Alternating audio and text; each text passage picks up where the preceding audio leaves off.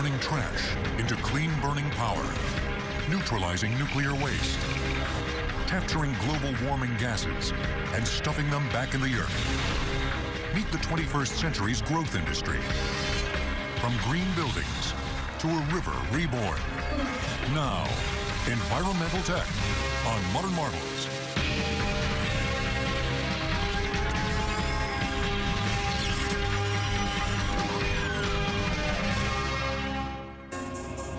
The 21st century signals a crossroads for the planet known as Earth. And for its boldest, smartest, most insatiable inhabitants, the human race. Many of our accomplishments are double-edged. Human beings have taken a staggering toll on the planet that sustains us. We've cleared 50% of the world's forests, eliminated countless species, dammed mighty rivers, and burned millions of years of stored fossil energy in a century and a half. Our greatest impact on the planet and the greatest challenge for our civilization will most likely be the steady climb in temperatures over the next century. A consensus of national and international scientific organizations has linked the planet's current warming trend to human-created greenhouse gases. Those gases that trap the sun's heat in our atmosphere. The most significant greenhouse gas is carbon dioxide, and the biggest source is our burning of oil, coal, and natural gas. 50 years from now, if we don't take major steps to reverse that trend, we're going to have orders of magnitude more CO2 in the atmosphere than we've ever had in scientifically recorded history, going back almost 700,000 years. The consequences of that, we know in general what they will be: floods, heat waves, shortages of water, shortages of food. We don't know what the scale will be. One of the most important solutions to the carbon dioxide problem is unfolding at an unlikely place, an oil field under the plains of Saskatchewan. This oil reservoir, known as the Midale Field, is also a proving ground for the 21st century technology known as geologic carbon sequestration, capturing carbon emissions and burying them underground. The Midale Field, operated by Apache Canada Limited, was first drilled in 1953. It has a total capacity of 515 million barrels of oil. But as with many reservoirs in the world, the easily recoverable oil has already been extracted. The oil here at Midale is contained in rock similar to what you see here. It is rock, it's very solid, looks somewhat like a sponge, full of what they call vugs. Those vugs are filled with oil, and in some cases oil and water. What is needed to be done is to get that oil from these rocks to a well to the surface. To do that, you need pressure. Since the 1960s, water injection has been used at the Midale Field to increase underground pressure and to push the oil toward the producing wells. But a large amount of the oil will cling to the rocks, and that cannot be stripped using water. What needs to be done is a solvent has to be injected downhole to combine in a miscible manner with the oil to strip it from the rocks. Apache has found that solvent in the form of carbon dioxide. When we inject CO2 into the reservoir, it goes into solution with the oil, changes the chemical and physical properties of the oil, allows it to break the bond it has with the rocks, and therefore we can produce that oil that we wouldn't otherwise be able to do. Using CO2 to free oil from rock isn't a new technology. What's new is where the CO2 is coming from. 200 miles to the south, in Beulah, North Dakota, is the Dakota Gasification Company, which burns coal to make synthetic fuels. The process also emits a lot of carbon dioxide into the air, or it did until recently.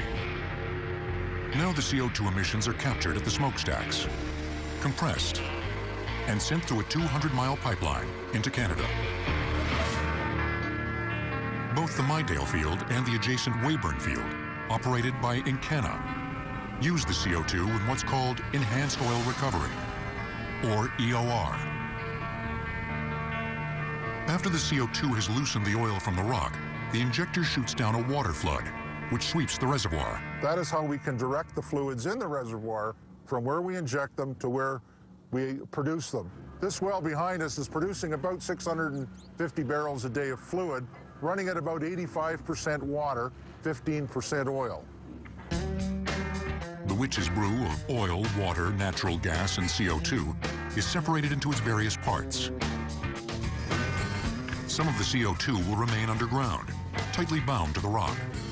The rest will be repressurized to 2,000 psi, combined with the Dakota pipeline CO2, and injected into the ground once again. Under the water flood plan, we anticipated that the life of the field was about 15 years. With CO2, we anticipate that the field will still be functional in 2045. The greenhouse gas will then be buried in the oil reservoir, and all 280 wells capped in cement. The same dense rock that trapped oil and natural gas for millions of years should trap the CO2 for just as long.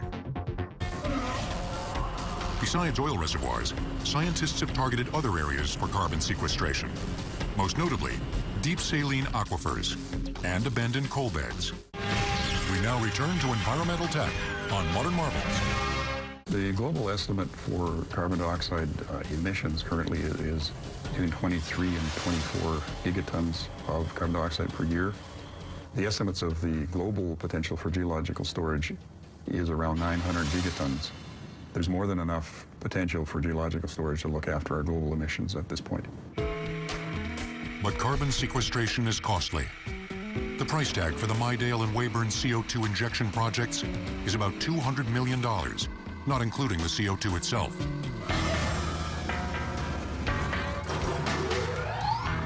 But this hefty investment will allow Apache and Encana to generate 215 million barrels of otherwise unreachable oil, worth billions of dollars, an obvious incentive. The question is, who will pay for CO2 sequestration when there's no new oil to be recovered? The drive to find ways to reduce or store carbon so that it doesn't get emitted into the atmosphere is increasingly coming into the regulatory arena, with states like California putting limits on the amount of carbon that utilities can emit. Far from the windswept plains of Saskatchewan, in the sun-baked desert of Arizona, another company is finding a useful way to dispose of its carbon emissions. And it's quite literally green. The Red Hawk Power Generating Station, owned by Arizona Public Service, or APS, is a large combined cycle natural gas power plant. It burns natural gas to turn giant turbines, which generate 1,000 megawatts of electricity. The major waste products from burning hydrocarbons are water and carbon dioxide, which is normally emitted as a greenhouse gas. But combine H2O, CO2, lots of Arizona sunshine, and you also get the magic formula for photosynthesis. So APS teamed up with a company called Green Fuel Technologies in this bold experiment, capturing a portion of the power plant's greenhouse gases with algae. Algae has essentially one mission in life: eat CO2 and divide. And that makes it absolutely ideal to handle our CO2 greenhouse emissions issues. The CO2 and wastewater are captured from the natural gas-burning flue and piped over to these bioreactor tanks. Like all plants, the algae consume the carbon as food for their growth process and release only oxygen. The process begins in the nursery, where green fuel biologists raise various strains of algae. Almost all species of algae will double in one photo period of a day for 8 hours. And in here, we get 3 photo periods in the nursery. We use the wastewater from the plant to grow these algae. So we adapt these algae to this particular location, to this particular water, to this particular flue gas. That makes them very robust relative to this area. The Wonder Plant is then transferred to the bioreactor, which is designed to evenly distribute sunlight and CO2 until the algae are ready to harvest. APS and Green Fuel aren't simply going to throw the algae away. If the harvested algae sludge looks a lot like oil, it's no coincidence. Like hydrocarbons, algae are chemically complex and bursting with energy. There's a 3-step process that we're looking at right now for using the algae. The first step, we harvest the oils from the algae to make biodiesel. In the second step, we take the starch that's in the algae and we make ethanol from that. And what's left of the algae are proteins, and we can use that for cattle feed. The harvested algae can also be dried and burned again in the power plant. The experiment has been so successful that APS and Green Fuel will soon be filling this entire structure with algae troughs. Scaling up this technology further will involve a much bigger leap. Capturing 100% of a plant's CO2 emissions will require about 2 acres of algae per megawatt, meaning a large plant like Red Hawk will need 2,000 acres. And with potentially profitable byproducts, algae's role in reducing carbon emissions may pay for itself. Reversing the carbon problem will require a number of simultaneous solutions, from saving forests and wetlands that naturally capture CO2, to expanding renewable energy technologies that never release carbon in the first place.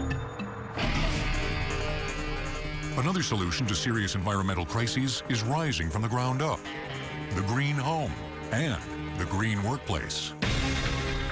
Over the course of the project, the Midale and Weyburn oil fields will sequester about 43 million tons of carbon dioxide, the equivalent of removing 8.8 million cars from the road for a year. Environmental Tech will return on Modern Marvels. We now return to Environmental Tech on Modern Marvels. To find a root cause of many environmental woes, look no further than your own home or your own office. Buildings put an immense strain on the planet's resources. Probably 50–60% of the power in this country goes not to cars, which you hear a lot about, but rather to air-conditioned heat and light buildings. Enter the Green Building. Its threefold goal: use fewer and more sustainable building materials, dramatically reduce energy and water consumption, and build without the use of toxic chemicals. Living proof is this sleek, modernist 3-bedroom house built by Living Homes in Santa Monica, California. Environmental considerations began even before construction. The Living Home consists of 11 prefabricated steel-framed modules, which were assembled on site in just one day. The prefab design greatly cuts down on construction waste. Standard home construction is extremely wasteful. 30–40% of your materials will end up in landfill. When you prefabricate, in general, on average, about 2% of your materials end up in construction waste because you use shop drawings for everything. It's very precisely cut. Recycled and sustainable materials abound, and all surfaces were built without toxic chemicals, such as formaldehyde, which is commonly used in adhesives and coatings. The counters in the kitchen are made out of newsprint or cellulose.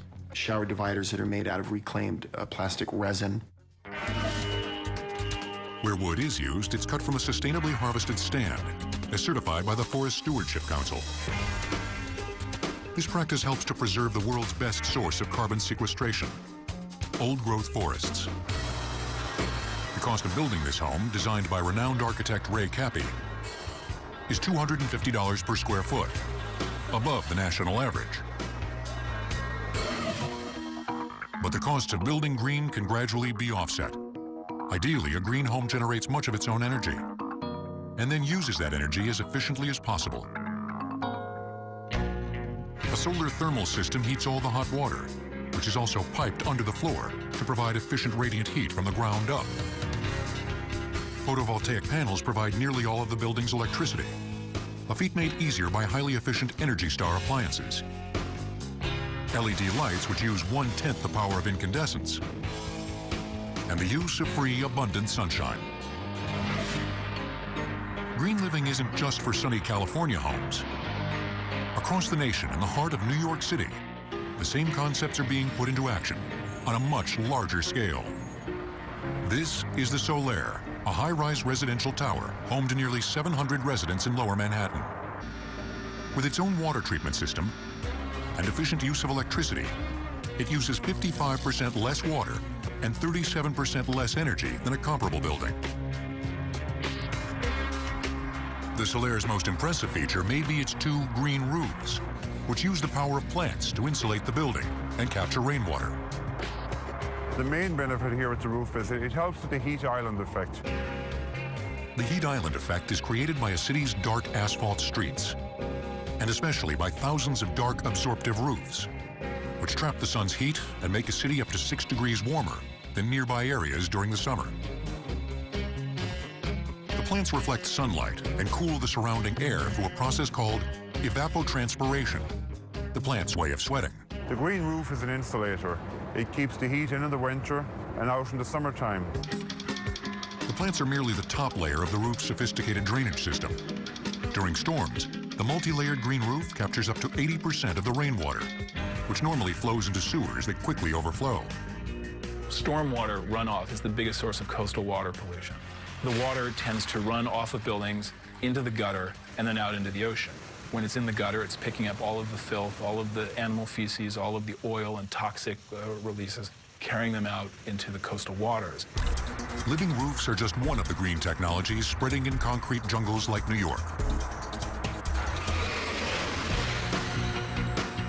A few miles uptown from the Solaire, the new headquarters for the Hearst Corporation, one of this network's parent companies, proved that even a skyscraper can be green. From the ground up. For the 46-story Hearst Tower, this meant not just saving the Art Deco facade of the original headquarters, but recycling 85% of the old building's materials. There was green thinking behind the unique steel exoskeleton, too. By putting the skeleton of the building around on the outside so that you can actually see it, it became a much more efficient structure. That triangle or diagram uses less steel than a normal structure. There are less columns throwing in the middle of your floor plate, but at the same time, it braces the building in a much more efficient way. More efficient framing means more opportunity for windows and natural light. Environmentally responsible design reached into major structural features and the smallest details. This wall system itself uses high-efficiency glass. That means there's more iron in the glass, which allows more natural daylight in, but not enough that it actually gets too hot here, which means that you need less artificial light. The Hearst Tower, like the Solaire, collects and recycles its own stormwater. It's just a lot more water. This tank is 14,000 gallons. This is where the stormwater is held. The walls are 18-inch thick concrete walls. The stormwater is triple filtered and then pumped into the air conditioning system, where it supplies the cooling towers. They're running 4,000 tons of cooling through those towers, of course in the height of the summer. That's your biggest usage. That's what's driving your water meter. The storm runoff also supplies the distinctive water feature known as ice fall, which cools and humidifies the atrium.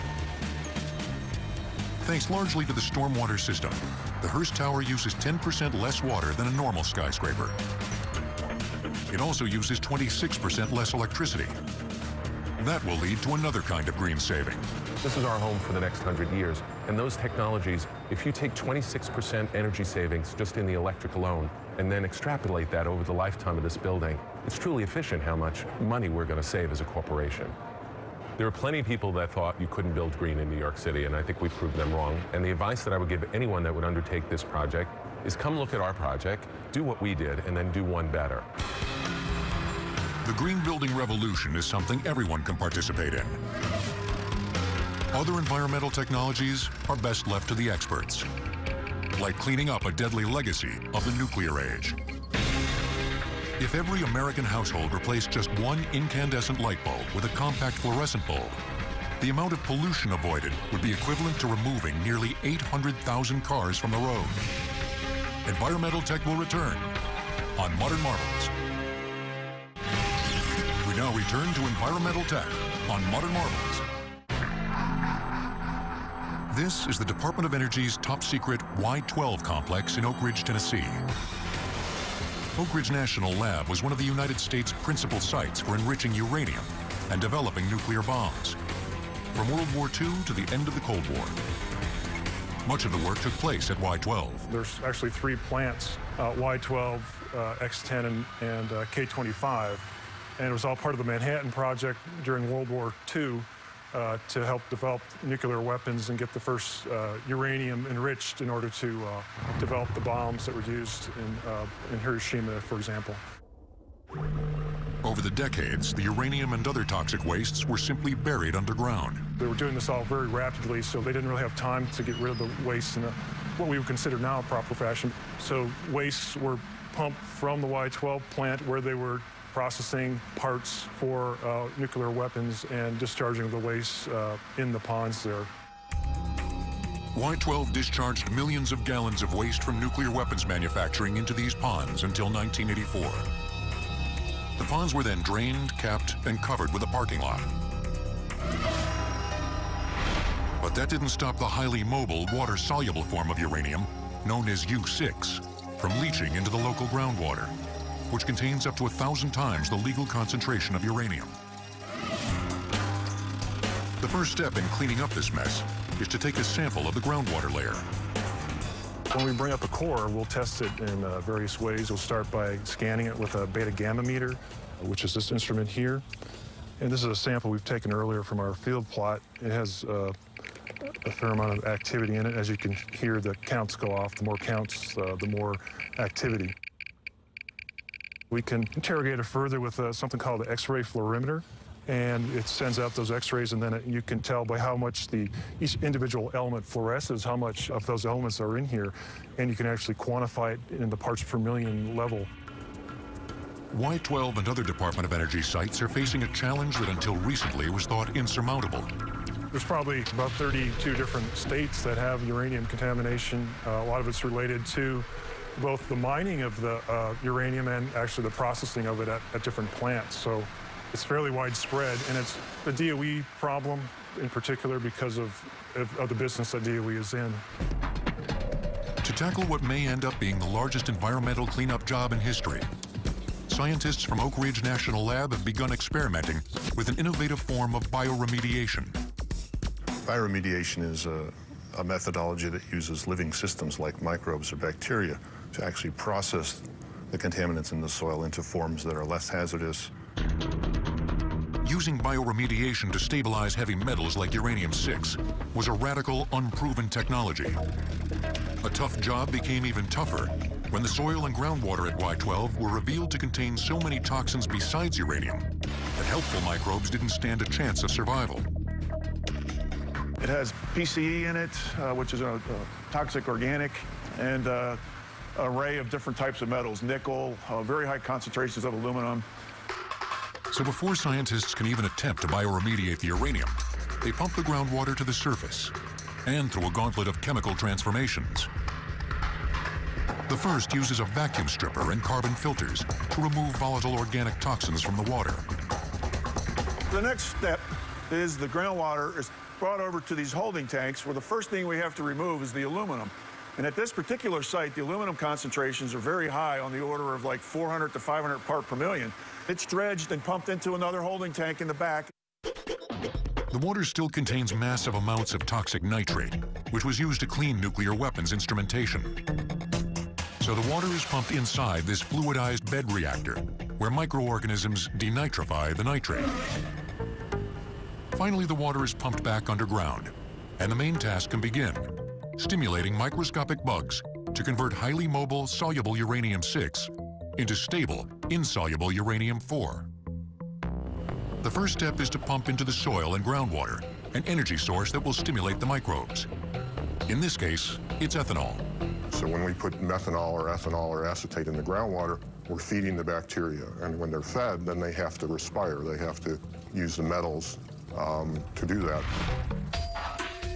As the bacteria respire, they release an extra electron, which attaches to certain metals, including uranium.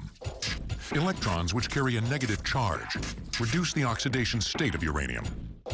That is, they lower the number of positive charges on each uranium atom. That's a very, very important feature, because if I reduce, for example, the oxidation state of uranium from uranium-6 to uranium-4, that uranium is no longer soluble in water. It doesn't flow along with the groundwater. It precipitates out and sits there in the soil in a very stable way. Thus far, the stable uranium-4 is sticking to the soil and away from the groundwater. The project's remarkable success has attracted worldwide scientific attention. Although still unproven on a large scale, it's seen as a major breakthrough in stabilizing not just uranium, but other toxic metals. For the DOE cleanup job alone, bioremediation may also save taxpayers an awfully steep bill. The estimated cost of cleaning that up using conventional technologies is something like $300 billion. The bioremediation approach can be much cheaper, actually safer, because you don't have to dig it up You don't have to truck it over roads. You don't have to expose people to it. As scientists at Oak Ridge National Laboratory continue to study this microscopic solution to a gigantic waste problem, industry is finding novel uses for other sources of waste, from paper sludge to millions of tons of landfill garbage. The Department of Energy is faced with cleaning up 1.4 billion cubic feet of contaminated soil, enough to fill 17 sports stadiums, and 1.7 trillion gallons of contaminated groundwater. Environmental Tech will return on Modern Marvels. We now return to Environmental Tech on Modern Marvels. Recycling. It's become almost a cliche of the environmental movement, and as routine as taking out the garbage. But recycling waste materials into useful products can and does have profound impacts on the environment. Take the aluminum can. 95% of the energy saved when you recycle aluminum can, for example, versus making it in a virgin manner. Nationwide, it's like 15 million barrels of oil are saved through recycling aluminum cans and whatnot.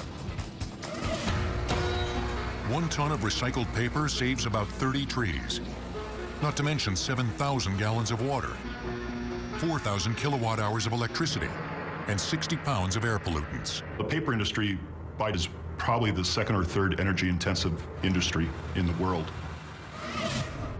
At Neenah Paper, located along the Fox River in Wisconsin, they're recycling a lot more than paper. Everything from water to sludge to steam power is part of a giant self-sustaining loop. As the paper-making process begins, Neenah Paper feeds significant amounts of post-consumer waste into its pulpers.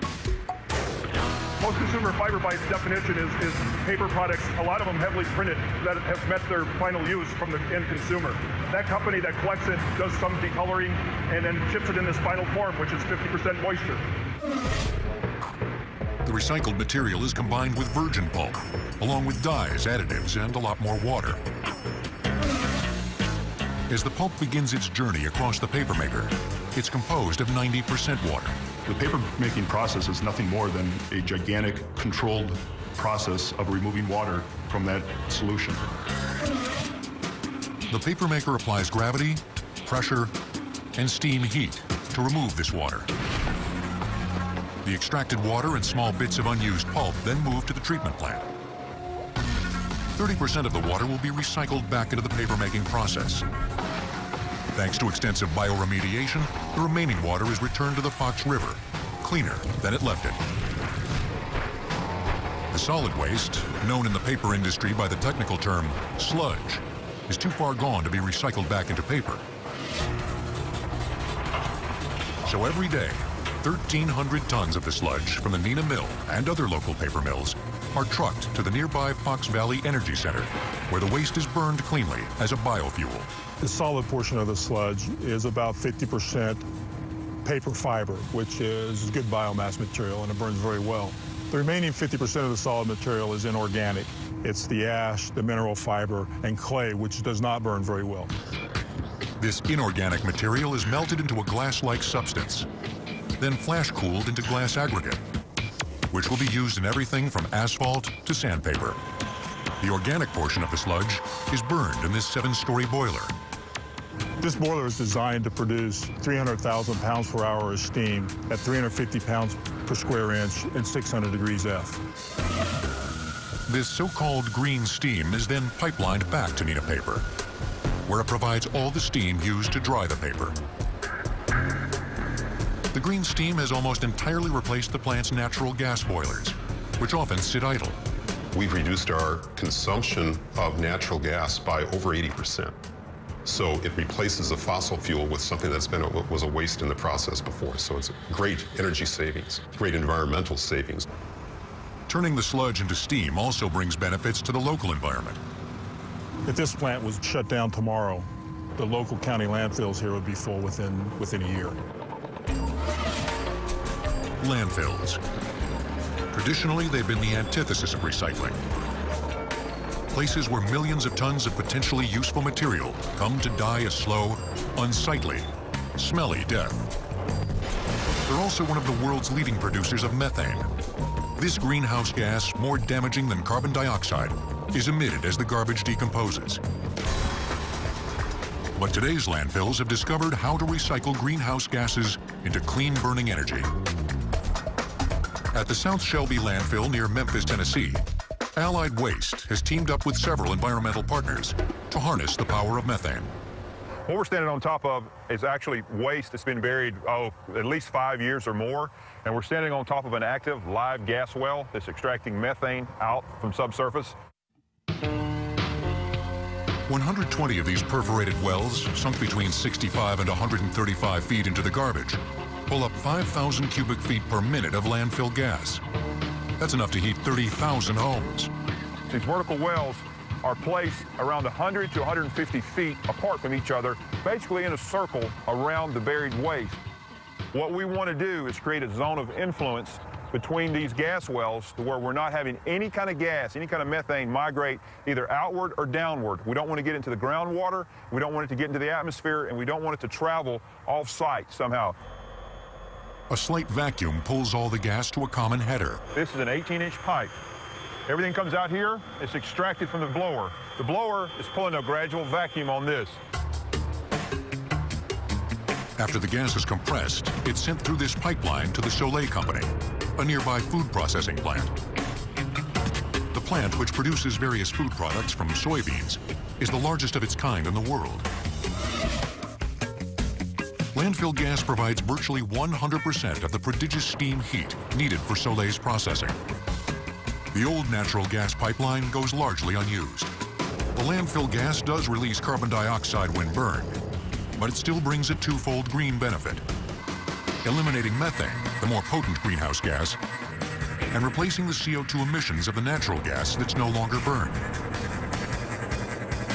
Human ingenuity can turn a nuisance into a valuable resource. It can also return a river to its natural state, which may save cities as well as ecosystems. A landfill in Florida will soon be using plasma arc technology to vaporize its garbage at 10,000 degrees Fahrenheit. The 3,000 tons of trash burned daily will generate enough electricity to power 36,000 homes. Environmental tech will return on Modern Marvels. We now return to Environmental Tech on Modern Marvels. When Hurricane Katrina left much of New Orleans underwater, it was easy to trace the deadly flood surge to the failed system of levees. But behind the failed levees lay another, less obvious reason for the catastrophic flooding: the steady disappearance of Louisiana's marshy wetlands. The wetlands have disappeared largely because for many decades, the lower Mississippi River has been narrowly channeled and cut off from its traditional floodplain. The river can no longer deposit its nutrient-rich silt to create wetlands and barrier islands, which vanish under the encroaching Gulf of Mexico at the rate of 34 square miles every year. Wetlands and the river ecosystems known as riparian corridors are nature's built-in flood control. Hydraulic engineers estimate that every mile of wetland or riparian forest absorbs 1 foot of a hurricane storm surge. They act like huge sponges, and they have a really large ability to attenuate flood flows. And so riparian filter strips and forests can slow down the water, they can spread the water out, they can absorb some of that flood energy, and they can allow for the downstream areas more time to move that water through. 2,000 miles away from Louisiana, in California's Central Valley, restoring riparian corridors has taken on a similar urgency. 95% of California's riparian ecosystems are gone. In areas like the Sacramento-San Joaquin Delta, home to 500,000 people and some of the nation's most valuable farmland, the only protection against a catastrophic flood is an aging system of levees. The city of Sacramento is ranked as the next highest or next most probable metropolitan area at risk in the country. River Partners, a nonprofit group, is working on the long-term solution: restoring California's decimated riparian corridors. They replace former flood-prone farmland like this 1,700-acre project along the San Joaquin River, with the area's original ecosystem, including 270,000 trees. The two main goals: building a high-quality riparian habitat for wildlife and rebuilding nature's flood buffers. The planting is hardly random. It's based on a computer simulation of a flood through the area and the varying structures of the plants themselves. In an area where we know that the velocity of the floodwaters will be higher, we would not plant trees. Trees are very rigid, they'll back the water up. So we plant more flexible plants such as the rose and the blackberry, which are very flexible with the high-speed water. So that's a very critical part of the design here, is how will the flood waters move? While earth movers scoop out the areas that will become wetlands, tractors dig furrows for a precise mosaic of native trees and grasses, from valley oaks to coyote brush. In 3 years, this empty field will look like this. Pretty amazing. You build it and they'll find it, they come. So I mean, right now there's not a whole lot of wildlife out here, but you come out in 3 years and it'll probably be teeming with wildlife. For the first 3 years, river partners will drip and flood irrigate the plantings, using water from the San Joaquin River. After 3 years, the forest is self-sufficient. Vegetation is strategically planted on the levees themselves to prevent erosion. This levee, which was breached in the flood of 1997, will stay breached, replaced by the new riparian forest. Healthy river corridors will do more than attract wildlife and provide recreation. In the long run, they'll preserve the long-term viability of fisheries, farms, and cities.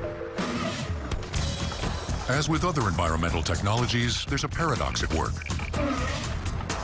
Human ingenuity restoring nature's delicate balance, which has been altered by human intervention. But this paradox is necessary because the health of the planet and the tenuous fate